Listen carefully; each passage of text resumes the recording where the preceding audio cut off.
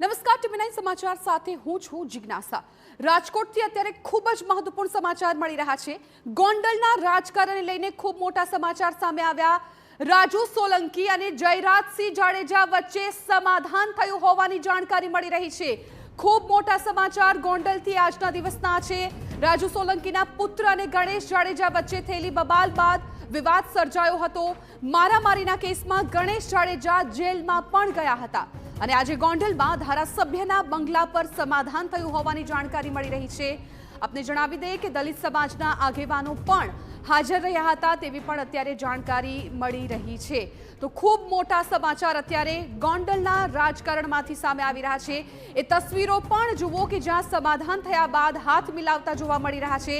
રાજુ સોલંકી અને જયરાજસિંહ જાડેજા વચ્ચે સમાધાન થઈ ગયું હોવાની જાણકારી મળી રહી છે। રાજુ સોલંકીના પુત્ર અને ગણેશ જાડેજા વચ્ચે થયેલી બબાલ બાદ વિવાદ થયો હતો, પરંતુ બંને વચ્ચે હવે સમાધાન થઈ ગયું છે।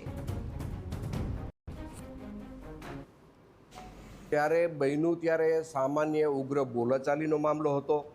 આ મામલો વધીને 2 દિવસમાં બનાવ પછી પૂરો થવાનો હતો, પણ રીબડા અનિરુદ્ધે આખા પ્રકરણને ગેરમાર્ગે દોરવા માટે રાજુ સોલંકીને કાંઈ કીધું, સમાધાનનું કાંઈ આમ વાત કરી, આ તે વાત કરી, પૂરેપૂરા સમાજને ગુમરાહ કરવામાં જો મુખ્ય ફાળો કોઈનો હોય તો રીબડા અનિરુદ્ધનો રહ્યો છે। રાજુ સાથે બેઠા પછી મને ઘણી વાતની ખબર પડી કે આ પ્રકરણમાં રાજુ કંઈ દોષિત છે જ નહીં, અને આ પ્રકરણને અવળો રસ્તો ચીંધાડવા માટે, આખી વાતને ગુમરાહ કરવા માટે અને પ્રકરણને આખું ડાયવર્ટ કરવા માટે માત્ર ને માત્ર જો આમાં કોઈનો હિસ્સો હોય તો આ પ્રકરણને ગેરમાર્ગે દોરવામાં રીબડા અનિરુદ્ધનો હિસ્સો છે।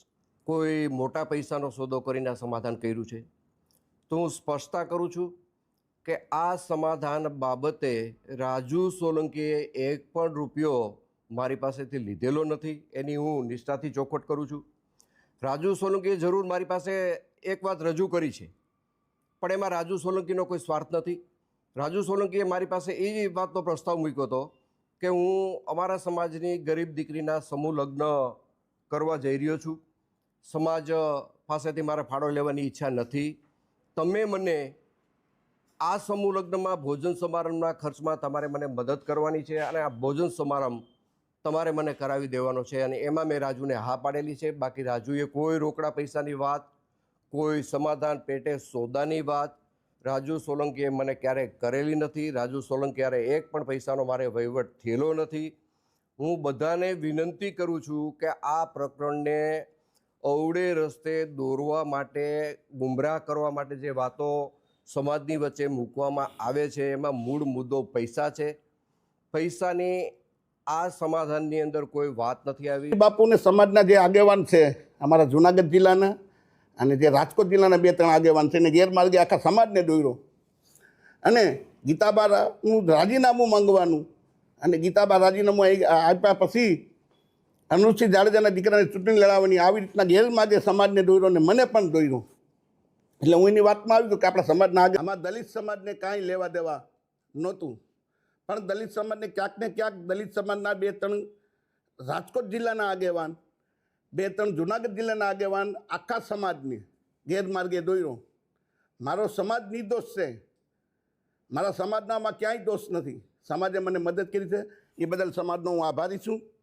પણ સમાજના 2-4 આગેવાન જૂનાગઢ જિલ્લાના ને 2-4 આગેવાન રાજકોટ જિલ્લાના જે સમાજને ગેરમાર્ગે દોર્યો છે, અને આખું મને સૂચના દેવામાં આવી કે આપણે ગોંડલ જવું છે। અમે ગોંડલ આવ્યા, ગોંડલ આવી અને અમે જયરાજસિંહ બાપુની આબરૂ કાઢી, અને જે મનુસિંહ બાપુએ કીધું પ્રમાણે મેં બોલ્યા એવું વર્તન કર્યું। એ વર્તન કર્યા પછી વિષય પૂરો થઈ ગયો। સંવાદદાતા મોહિત ભટ્ટ આ મામલે વધુ જાણકારી આપવા માટે ફોન લાઈન પર જોડાઈ ગયા છે। મોહિત, આજના દિવસના ખૂબ મોટા સમાચાર ગોંડલથી સામે આવ્યા કે જ્યાં જયરાજસિંહ અને રાજુ સોલંકી વચ્ચે સમાધાન તો થઈ ગયું, પરંતુ જયરાજસિંહના ખૂબ મોટા આક્ષેપો અનિરુદ્ધસિંહ પર પણ જોવા મળ્યા।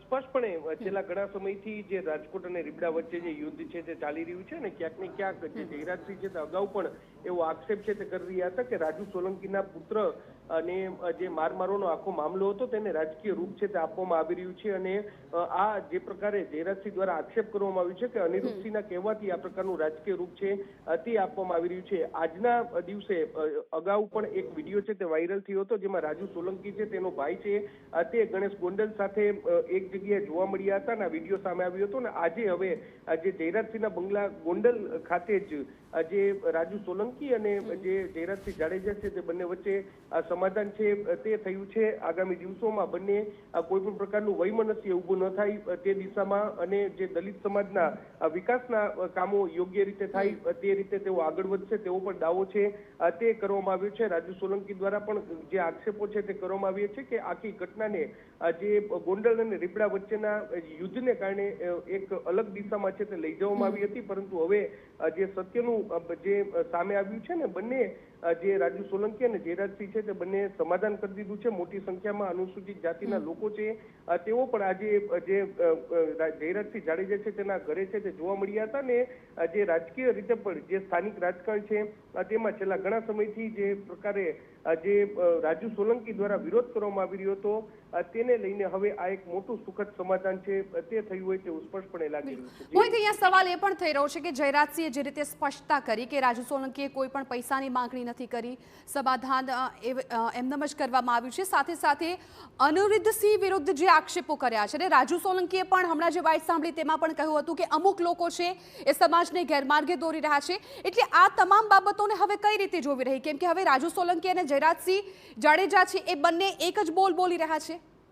સ્પષ્ટપણે, કારણ કે થોડા દિવસ પહેલા જ્યારે ગણેશ ગોંડલ અને જે રાજુ સોલંકીના ભાઈનો વિડીયો સામે આવ્યો હતો ત્યારે કેટલાક વિરોધીઓ છે તેમના દ્વારા જે દાવો છે તે કરવામાં આવ્યો હતો કે કરોડો રૂપિયા લઈ અને આ સમાધાન છે તે કરવામાં આવ્યું છે. પરંતુ આજે જ્યારે સત્તાવાર રીતે જયરાજસિંહના બંગલા ખાતે રાજુ સોલંકી અને જયરાજસિંહનું સમાધાન થયું તેમાં જે રાજુ સોલંકી છે તેમના દ્વારા દાવો કરવામાં આવ્યો છે કે કોઈ પણ પ્રકારની રૂપિયાની લેતી દેતી થઈ નથી, પરંતુ આગામી દિવસોમાં જ્યારે અનુસૂચિત જાતિના જે દીકરીઓ છે તેમના જે સમૂહ લગ્ન હશે તેમાં જયરાજસિંહ છે તે સહયોગ આપશે અને સમાજના વિકાસના કામોમાં જયરાજસિંહ છે તે સહયોગ આપશે અને તે જ બાબતને લઈને સમાધાન છે તે કરવામાં આવ્યું છે.